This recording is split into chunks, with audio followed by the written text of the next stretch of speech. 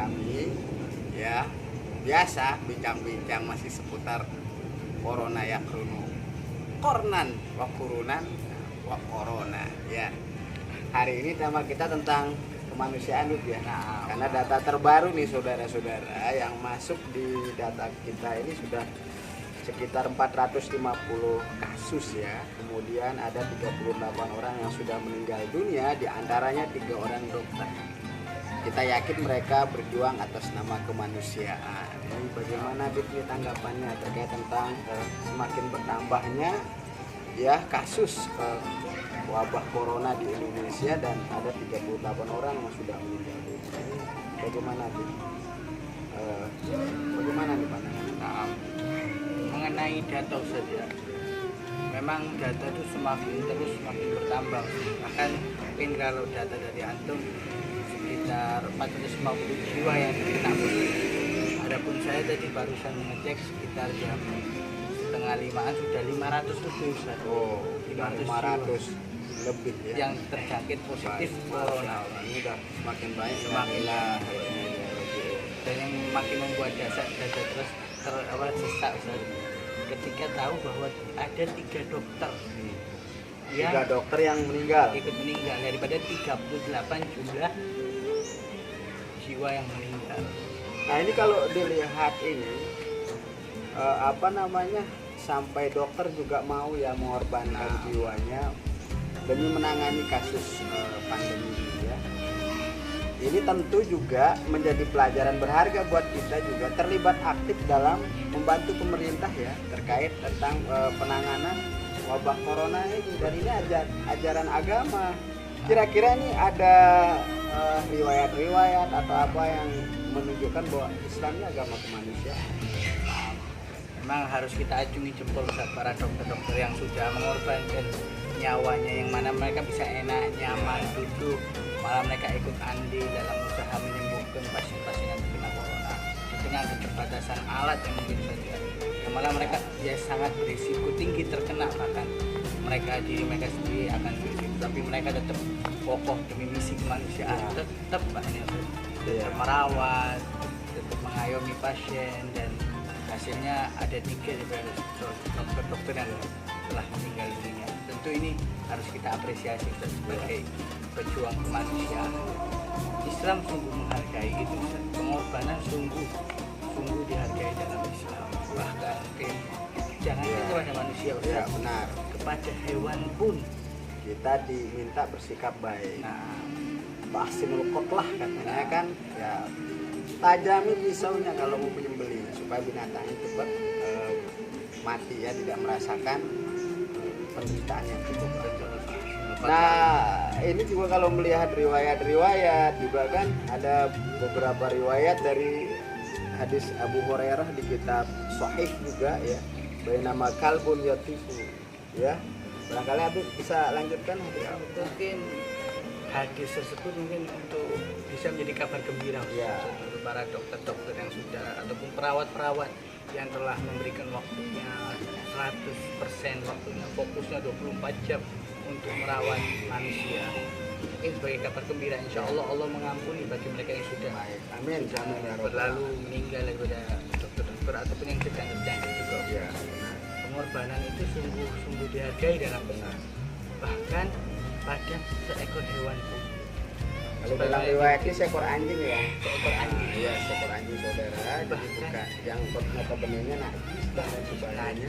Dan kalaupun meninggal tidak berpengaruh apa-apa, Ustaz. Benar. Tidak punya anak. Iya. Kalaupun dia meninggal tidak akan ada anak yatim atau tidak ada istri-istri yang janda.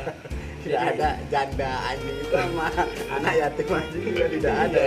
Tapi kabar gembira yang luar biasa ya, sampai ada seorang pezina perempuan ya yang rela melepaskan sepatunya hanya untuk memberikan minum seekor anjing yang kemudian menjadi sebab dia masuk surga.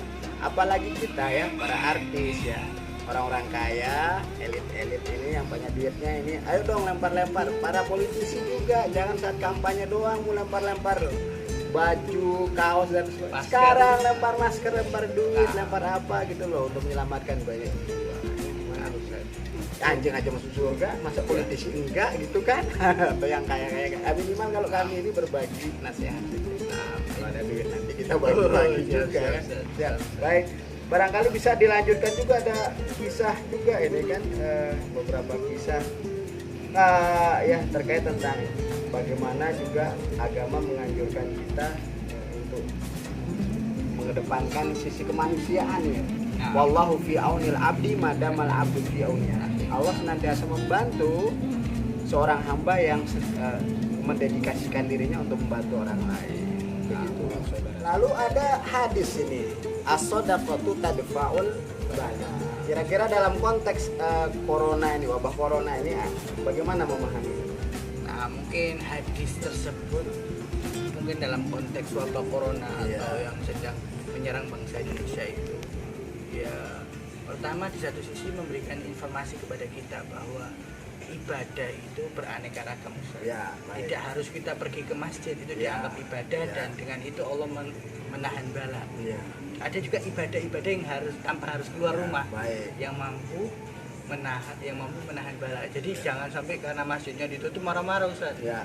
Jangan masjidnya ditutup jadi egois minta dibuka, padahal bilang mengancam bahwa kalau ini nggak dibuka atau majelis-majelis ditutup maka akan nggak ada ibadah. Kalau nggak ada ibadah maka azabnya semakin panjang.